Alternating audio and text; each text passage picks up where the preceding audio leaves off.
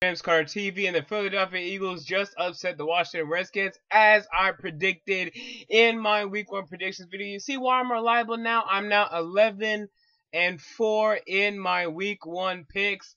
Next game I have the Texans winning, but right now the Chargers are up 7-0, which is a little bit scary for me, but I'm thrilled. Why? Because I'm a Titans fan and I love when the Texans lose games, especially now when we're actually doing good.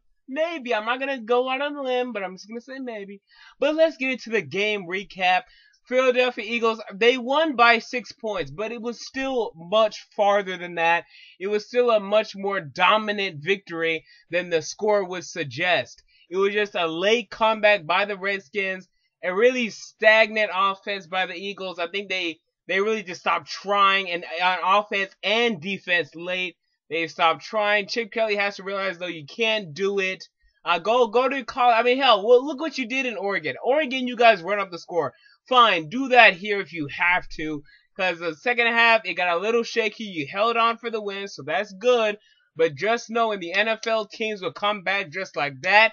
And you had to be prepared for it.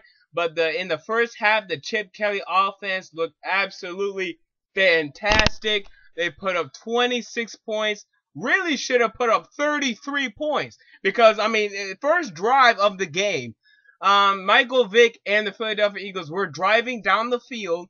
They got down to about like the 15-yard line, I want to say. Actually, no, it was like the 9-yard line, actually. The 9-yard line they got down to. Michael Vick threw what the referees called a backwards pass to Deshaun Jackson, but it never got to Deshaun Jackson because Ryan Kerrigan tipped it, and then because it was a backward pass, it was ruled a fumble, and D'Angelo Hall returned it for a touchdown. Now, to me, it wasn't a backwards pass. It was even or a forward pass. I didn't see a backwards pass. Maybe you did. I didn't, but that's just me. I think that Michael Vick was throwing it to where Deshaun Jackson would be, or LeSean McCoy, whoever it was, where he would be, not where he was. I think the ball would have continued to go forward in a diagonal position and hit LeSean McCoy, Deshaun Jackson at the 8-yard line. But, you know, whatever. That's the only touchdown the Redskins scored in the first half was that. After that, they kept rolling. LeSean McCoy, huge game. 31 carries, 181 yards, and a touchdown. Oh, my God. I mean, he looked like a 2,000-yard running back. He looked phenomenal in this offense. Michael Vick didn't look great. I mean, at times he looked good, but I won't say he looked great. I mean, he had about 200 yards, 2 touchdowns, but I don't know. There was still a lot of inaccurate passes, a lot of errant passes, and I still have those issues with Michael Vick. We've been having these issues since he's been in the league. He still hasn't fixed them to me, but this offense does fit well for him. He got 54 yards rushing and a rushing touchdown, so that's good for him. As for the Redskins, Robert Griffin III, oh my God, he was rusty. And this is where people are going to say Mike Shanahan should have played RG3 in the preseason. Because in that first half, the Redskins were as rusty as they could be.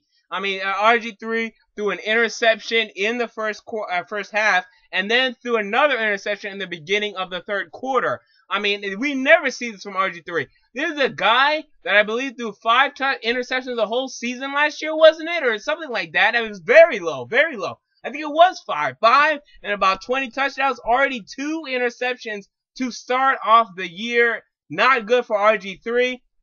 As the game progressed, he got better. Alfred Morris, he was god-awful in the first half. He had a fumble, almost got another fumble, and because of him, the Redskins got a safety. Now, you can blame that safety on RG3. Alfred Morris' point is there's some chemistry there that's missing that worries me going forward.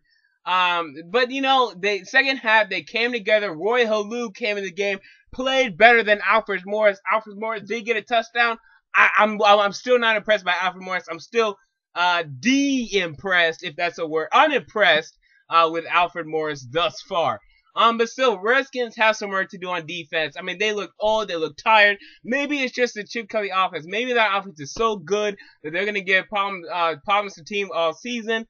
Except for the Cowboys, because I honestly think that the Cowboys match up well against the Philadelphia Eagles. But We're going to have to see where that goes. But as for now, the Eagles are 1-0 in the NFC East. So you have Cowboys 1-0, Eagles 1-0, Redskins and Giants. You got to get your stuff together because right now you're not looking good.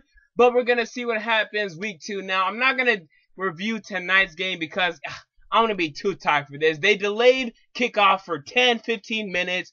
That's 10 or 15 minutes more. I had to stay up. Screw it. I'm not going to do the game. I will be back here Wednesday for my week 2 picks. So make sure you subscribe to this channel. Annotation is right there. Click that annotation to subscribe to my channel. That way you know where my when my week 1 picks are up.